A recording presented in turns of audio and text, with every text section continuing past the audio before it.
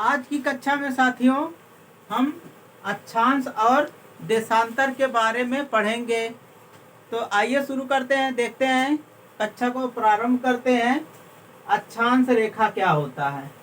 अक्षांश रेखा साथियों पूर्व से पश्चिम की तरफ अगर ग्लोब पर पूर्व से पश्चिम की तरफ अगर ग्लोब पर हम रेखाएं खींचते हैं, जो भी रेखाएं खींचते हैं ऐसे,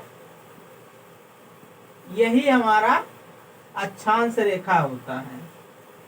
ये जो रेखा होता है साथियों, क्योंकि पृथ्वी जो है गोल है, पृथ्वी जो है गोल है साथियों, तो ये रेखा जो मिलती है ये जाके मिल जाती है। यानी कि साथियों अगर तरबूज को ले लें और तरबूज को ऐसे काट दें, ऐसे काट दें अगर, तो उसी तरह इसको भी हम बांटे हैं। किसको? ग्लोब को। ग्लोब को साथियों इसी तरह हम 90 इधर, 90 रेखाएं इधर और एक रेखा बीच में, यानी कि टोटल जो है 181 रेखा में हम इसको ग्लोब को यानी पृथ्वी को बांटा गया है। तो यही होता है साथियों अक्षांश रेखा। अगर साथियों अगर इसको ध्रुव मानकर, इसको बिंदु मान लेते हैं, ये ध्रुव है, ये साथियों ये उत्तरी ध्रुव है और ये दक्षिणी ध्रुव है। साथियों मैं आपको आसान भाषा में सिखाने का कोशिश कर रहा हूँ और कम समय में आपका रिवीजन अच्छे से करवाना चाहता हूँ साथियों। तो आप लोग वीडियो में बने रहिएगा साथियों। देखिए ये दक्षिणी ध्रुव है और ये उत्तरी ध्रुव है, और अगर हम इसको बिंदु मान लेते हैं तो साथियों हमारा जो अक्षांश रेखा है 2 घट जाएगा, तो टोटल हो जाएगा 179 अक्षांश रेखाएं। यही हमारा अक्षांश रेखा है। साथियों हमने क्या पढ़ा? 90 ऊपर है, 90 नीचे है, बीच में ये भूमध्य है। और एक इम्पॉर्टेंट चीज और मैं बता देता हूँ।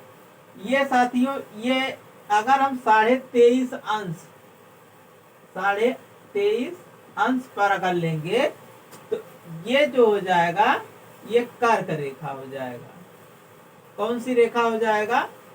कर्क रेखा।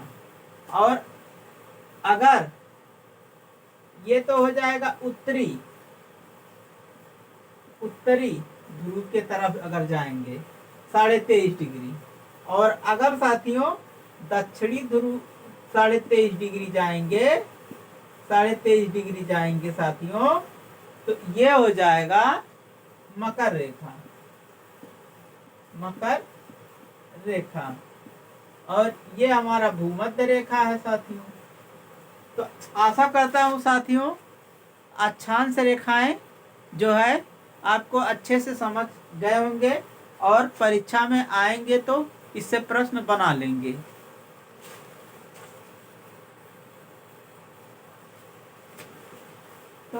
तो साथियों अब हम देशांतर के बारे में पढ़ेंगे। अगर साथियों उत्तरी ध्रुव से साथियों दक्षिणी ध्रुव को मिला देंगे, ये ऐसे मिला देंगे साथियों, यही हो जाएगा देशांतर रेखा। क्या हो जाएगा? देशांतर रेखा। उत्तरी ध्रुव से दक्षिणी ध्रुव को मिलाने वाली रेखा को हम देशांतर रेखा कहते हैं। साथियों देशांतर रेखा के बारे में हम और भी कुछ जानेंगे। साथियों, 0 डिग्री जो देशांतर होता है, 0 डिग्री देशांतर रेखा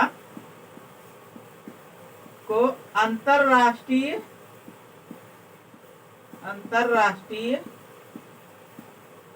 साथियों अंतरराष्ट्रीय समय रेखा बोलते हैं। 0 डिग्री अक्षांश रेखा को, देशांतर रेखा को हम अंतरराष्ट्रीय समय रेखा बोलते हैं। और 180 डिग्री देशांतर को साथियों हम जो है तिथि रेखा बोलते हैं। क्या बोलते हैं?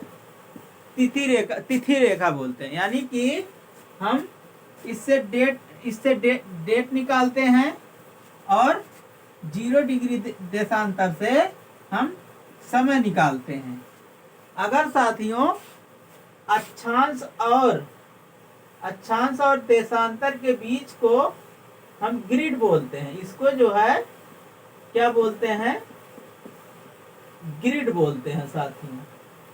यही था हमारा साथियों अक्षांश और देशांतर के बारे में कुछ जानकारी। साथियों, आप लोगों को वीडियो को लाइक कर देना है साथियों, पसंद आए। मैं इससे भी अच्छा कंटेंट आपको हमेशा जो है वीडियो के माध्यम से देता रहूँगा साथियों। धन्यवाद।